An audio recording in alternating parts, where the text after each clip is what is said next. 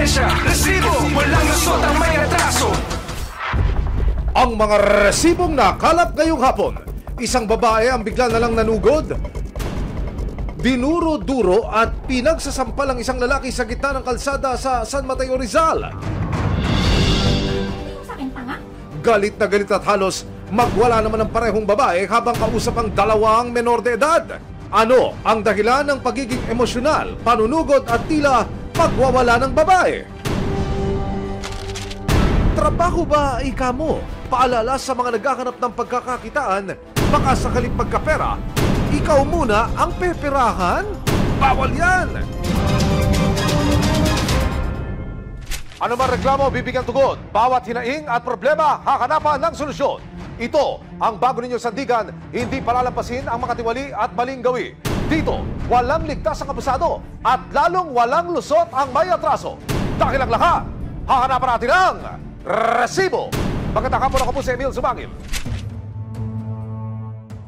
Nanampal na nakita at halos magwala ang isang babae na itatago namin sa pangalang Lorna. Pero ang tila pagiging war freak ni Lorna, takit daw sa isang misyon na maisalba ang kanyang 13 anyos na pamangkin sa karelasyon nitong 46 na taong gulang na kapitbahay. Nako! Minor de edad yan, brother!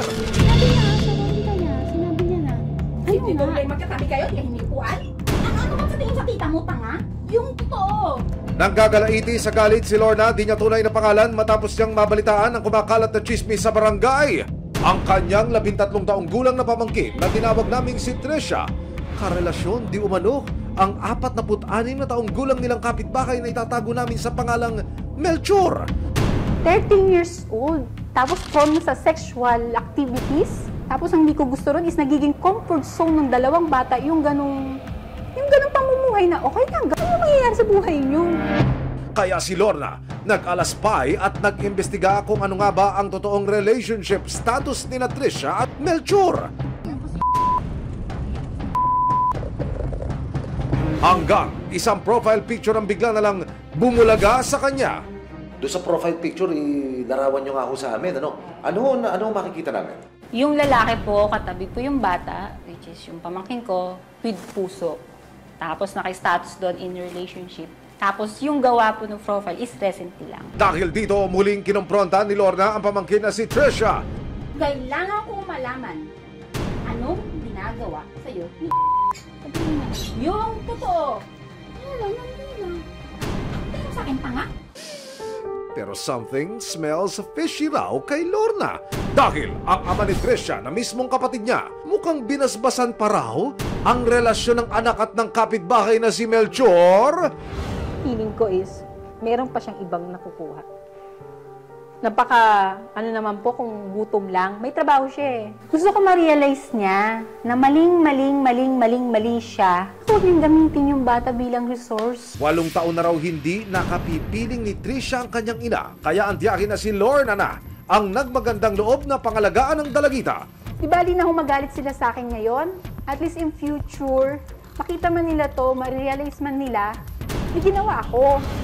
Susunod! Agad umaksyon ang social workers at mga kawani ng PNP, Women and Children Protection Center ng San Mateo, Rizal.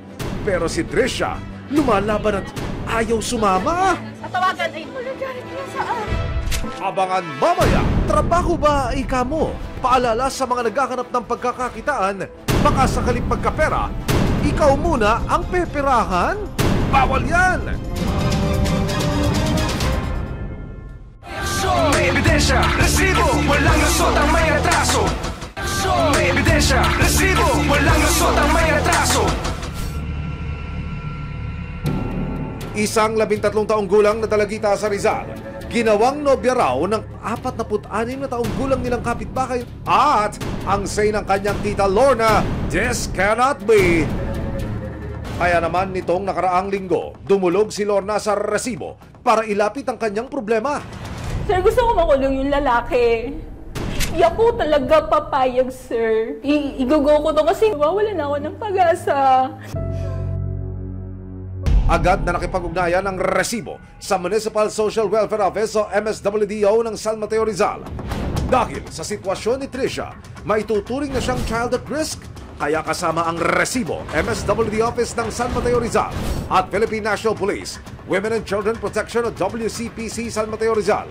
Agad kaming nagtungo sa bahay ni Tricia para i-rescue ang dalagita, ayon na rin sa desisyon at assessment ng mga otoridad. Pagdating sa bahay, naabutan namin si Tricia kasama ang kanyang nakababatang kapatid na itatago namin sa pangalang Tintin, 11 taong gulang. Pero ang pagre-rescue sa mga bata, naging pahirapan. Halika, chinelas. Interviewin ko lang na. Susunod niya. Tatawagan. Magagalit niya sa akin. Huwag at magagalit. Kasi... Ano? Ang sinabi niya sa'yo? Ang sinabi sa'yo? So alam niya? So alam niya? Alam niya?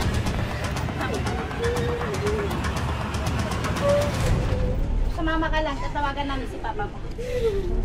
Sa kabila ng pagpupumilit sa mga bata, ayaw pa rin sumama ni Tricia at Tintin kay tita at sa mga social worker. Please. Please.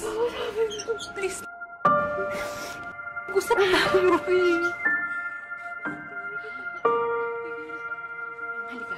Usap tayo. Sige, dito. Sige. Dito. Dito. Halika. Nang ma-rescue na ang dalawang magkapatid, agad silang isinailalim sa counseling session. Gusto lang namin na hindi na pa maulit pa. Mag-i-stay kayo sa amin hanggat hindi namin nasisigurado na ang lugar ninyo, ang papa nyo ay napoprotektahan kayo. Sa pahintulot na rin ng mga social worker at ng tiyahing si Lorna, nakapanayam namin si Tricia. Nangligaw po siya sa akin. Nagtanong po kung pwede po manligaw.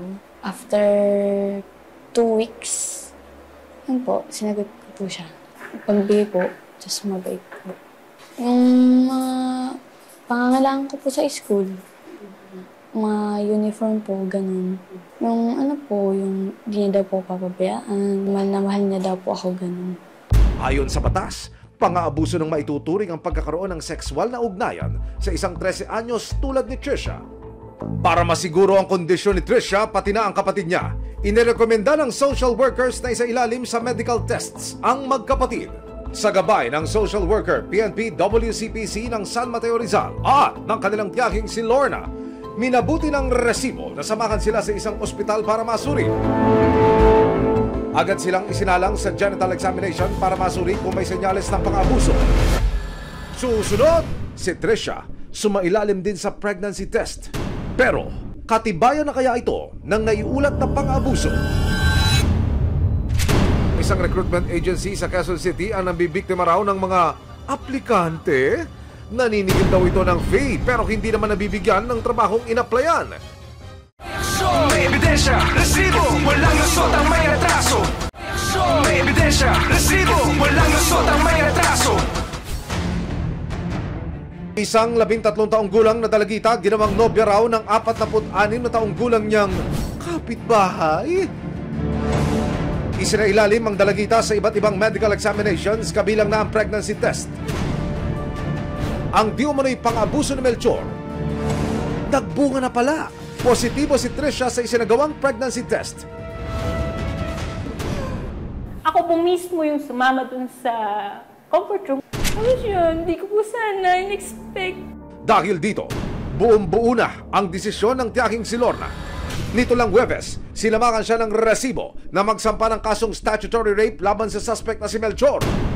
Ibig sabihin po yun sa pag-abuso sa bata, yung sa pakikipagrelasyon sa isang minor de edad po. Yung suspect is may kakayahang mag-isip kasi siya po yung nasa tamang edad. Kung sakaling mapatunayang may sala, nakaharap si Melchor sa habang buhay na pagkakakulong. Sinubukan din namin kunan ng pahayag ang ama ni Tricia at Tintin para tanungin kung may alam siya sa naging relasyon ng kanyang anak at ni Melchor. Tumanggi siyang magbigay ng panayam, pero paliwanag niya, wala raw siyang alam sa relasyon ng kanyang anak at ni Melchor. Hinding-hindi rin daw siya magbibigay ng basbas sa relasyon ng menor de edad niyang anak sa lalaking kasing edad na niya. Pero ang say ni Lorna, don't me, kuya. Kasama ang punong barangay, minarapat po nating sadyain ang bahay na akusado para personal na makunan siya ng panig. Yung bahay na akusado, narito po sa aking kaliwa. Maglalakad lamang ako ng ilang baitang. narito po naman ang bahay ng bata, yung minor de edad na sinasabing karelasyon ng akusado. Ganda tanghali po. Emil Sumangil po sa resibo. Ako po yan. Opo. Nandiyan ho ba yung lalaki, yung subject ko namin? Wala ho ako kahapon. Nagtrabaho ako ngayon. Pagdating ko nga sila, wala na yung motor. Pasok po kayo. Tingnan nyo din, sir, para alam nyo baka sa tingin tatago ako. Pero kung sakali yung lumutang, iharap nyo sa barangay, ready kayo ron. Sige po, kung talagang papahayag po Yun ang siya. gusto nyo. Sa puder ho ng barangay, ano ang magagawa ninyo? Para naman ho dito sa akusado. Ito pong aming mga barangay pulis o barangay tanod, aking pong laging pinagmo-monitor dito sa area nila. Aha. Para kung sakali man ay report namin at damputin, we turn over sa pulisya. Okay. Para naman masiguro ang kaligtasan at mas maprotektahan ang magkapatid na sina Tricia at Tintin, minabuti ng Municipal Social Welfare Office na dalhin sila sa isang shelter. Dito, sasailalim sila sa mga counseling session para magsimula ang kanilang paghilom. Ito muna ang magiging pansamantalang kanlungan ni Tricia, malayo sa anumang uri ng pang-aabuso at mas malapit sa bagong pag-asa.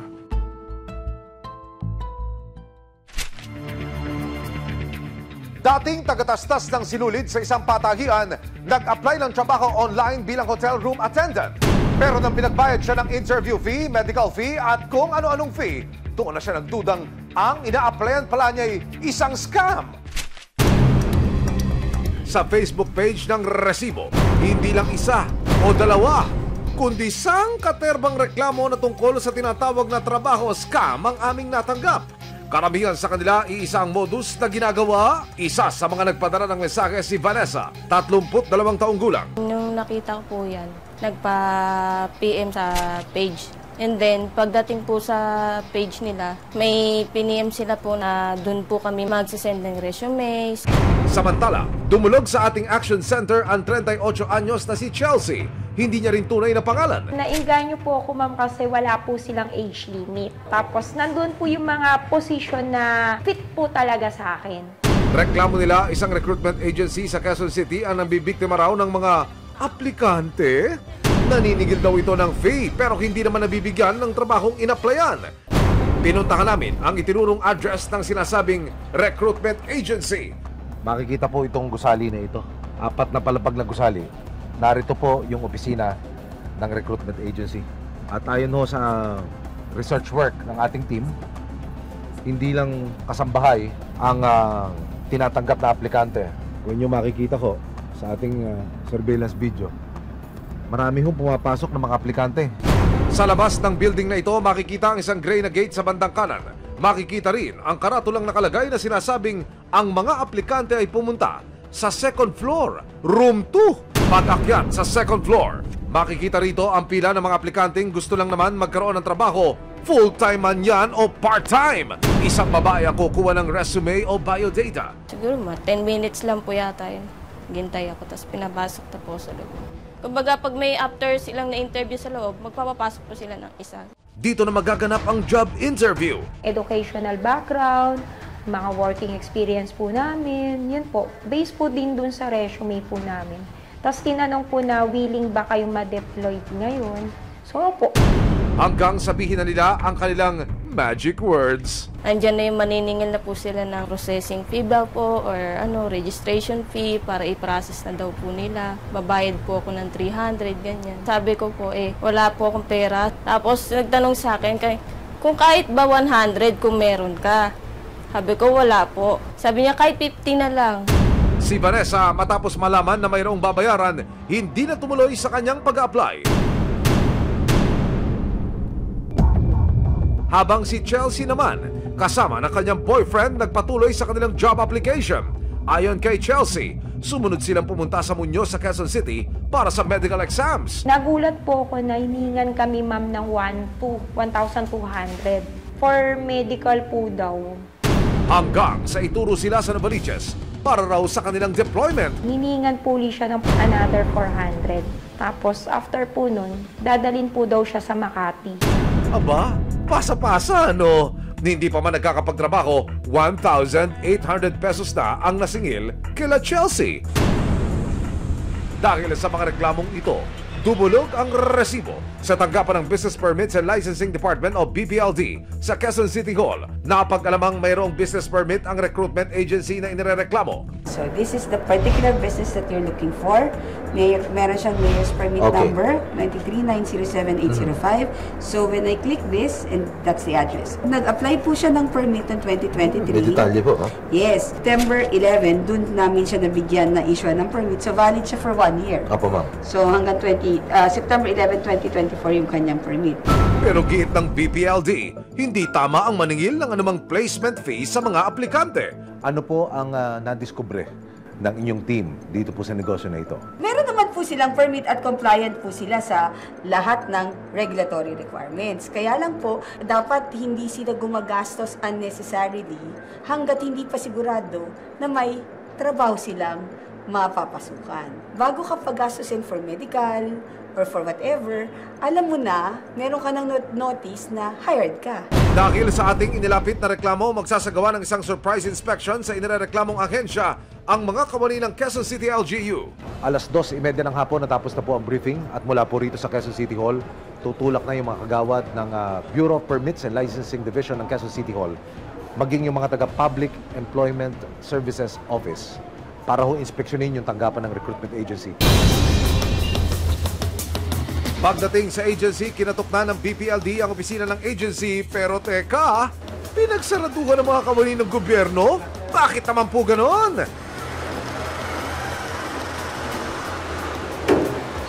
Natatnan din namin ng ilang mga aplikante. Nahingi ko sila ng 300 po processing fee para 300 pesos for processing fee. May resibong binigay sa inyo? Wala. May pinapirmahan lang silang agreement. Agreement? Ano naman? Para dun sa 300 pesos. Maya-maya, pinapasok na ng mga staff ng agency ang mga inspektor. Kami ma'am, mga taga-business permit kami. I-check natin yung business permit mo, pati yung mga requirements mo kung nakaka-comply ka. Hindi nagpaunlak ng panayam ang mga tauhan ng recruitment agency pero gate nila, refundable naman daw ang mga sinisingil nila. Refundable din. Ibig sabihin, refundable not only the 300, pati yung sinasabi ng medical nila. Yes, sir. Pero clarify nyo ba sa kanila na yung mga applicants na nagbayad na refundable ito? Ayon sa mga kasama natin sa Business Permits and Licensing Department of BPLD at Public Employment Service Office of PESO, lehitimong recruitment agency ang inireklamong Workforce Human Resource Management Services. Pero kung ang tanong naman natin is may illegal recruitment activity ba na ginawa ito mga to, sa tingin namin meron. Ayon sa PESO, lumabag ang agency sa mga sumusunod. Una, hindi dapat sila naniningil ng kahit anong fee sa mga nag-a-apply sa kanila kahit pa sinasabi nilang refundable ito. May resibong binigay sa inyo? Wala. Pangalawa, wala silang official receipt o OR na binibigay sa mga aplikanteng nagbabayad sa kanila. Ang sinasabi naman kanina nung side nung recruitment agency na to, inaayos pa nila yung kanilang resibo sa BIR pero we don't know kung nag-aayos ba or whatever.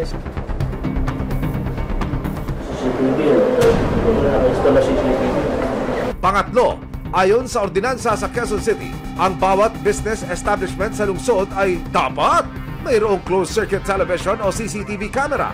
Walang CCTV camera ang agency sa kanilang opisina at pang-apat, expired o hindi pa nagre-renew ng ahensya ang kanilang barangay certificate. Noong 2023 pa bro, kailan ito? Nung pagbukas, di ba? Okay. Iakyat ng Quezon City LGU ang report na ito sa Department of Labor and Employment para mas matignan ang kalakaran ng ahensya. Paalala rin nila sa mga aplikante para makasiguro. Maging vigilant lang sila, maging mapanuri. Sa huli, pinayuhan ng mga kawani ng BPLD at Employment Services and Recruitment Agency. Iwasan na nila, tigil na nila. Kapag ginawa nila yan, isang complaint lang ng mga naperwisyo nilang tao, hahabulin talaga at hahabulin sila ng batas. So itigil na nila yan hanggat maaga pa.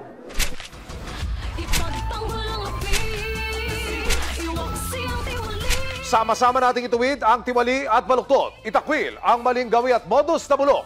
Walang ligtas ang kabisado at lalong walang lusot ang may atraso. Dahil ang lahat, hahanapan natin ang resibo. Hanggang sa muli, ako po si Emil Sumangil. May aksyon, may ebidensya. ebidensya, resibo, walang lusot ang may atraso.